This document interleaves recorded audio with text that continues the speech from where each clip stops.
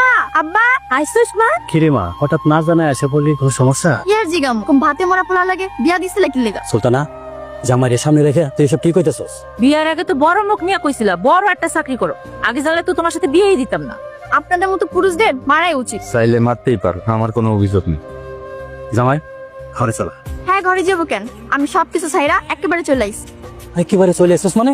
হ, আমি উনারে ডিভোর্স দিছি। তুই এসব কি কইতেছস? সুলতান আর কোনো দোষ নাই, আমার মতো অসহায় জামাইয়ের সেইটাই শাস্তি। খুব ভালো শাস্তাছো তাই না?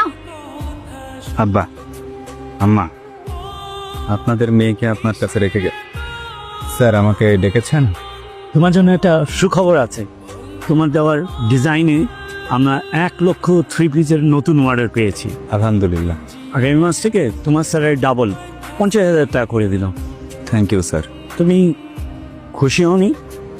স্যালারি বাড়লে সবাই খুশি হয়, আমিও খুশি হয়েছি, কিন্তু আপনি চাইলে স্যার আমার বেতন এখন 10,000 করে দিতে পারেন। আমার এখন আর টাকার প্রয়োজন না। কি রে শিরিন, এখানে কি করস? আমার মামার তো ভাই বিদেশ থেকে আছে তো, তাই গ্রামটা ঘুরাই ভাই। মামুন ভাই আমার বান্ধবী সুলতান। ভালো আছেন? জি, ভালো আছি। আপনি ভালো আছেন? এতক্ষণ ভালো ছিলাম না, এখন একটু ভালো লাগতেছে। ভাবি, আপনার রান্না হয়েছে? হ্যাঁ, আমার রান্না শেষ। আজকে কি রান্না করবেন? পেঁপে রান্না করব।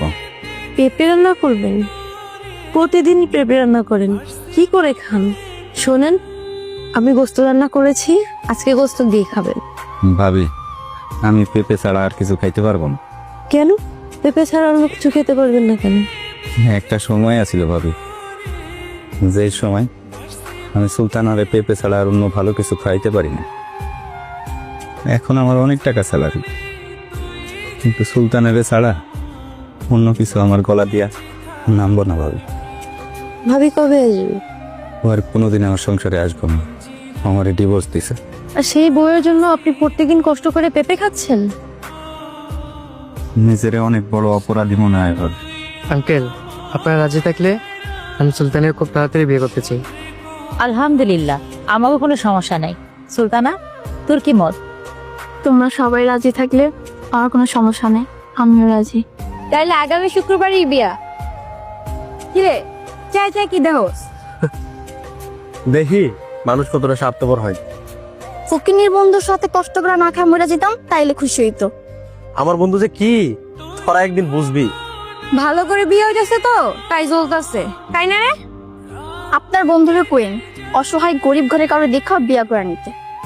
কি রে বন্ধু, তুই হঠাৎ দামে লিখে? তুই না কালকে বললি সুলতানার বিয়া? সুলতানের বিয়ে, তুই লিখেন। এই দেখ, ওর জন্য গয়না কিনে নিয়ে আসছি। দেখ কত সুন্দর গয়না আনছি। যে তোরে সাইরা আর একজনের বিয়ে করে, তুই তার লাগে গয়না আনছস? বন্ধু, ওরে বিয়ে করার পর আমি কোনো গয়না কিনে দিতে পারিনি। এখন আমার 1,00,000 টাকা স্যালারি, এত টাকা দিয়ে আমি কি করব? এত টাকা দিয়ে কি করবি মানে? তোরে বড় লোক মায়া দেখে বিয়ে দিব, তোর আমি ভালো করে বিয়ে করাবো। আমি আর বিয়ে করতে পারবো না, গয়নাটা দিয়েই চলে যাও। খবরদার, তুই এই গয়না সুলতান আর দিতে পারবি না। তুই এখনই গ্রাম ফেরা ঢাকায় চলে যা।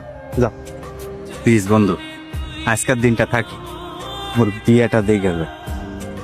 ও ছাড়া তো আমার আর কেউ নাই।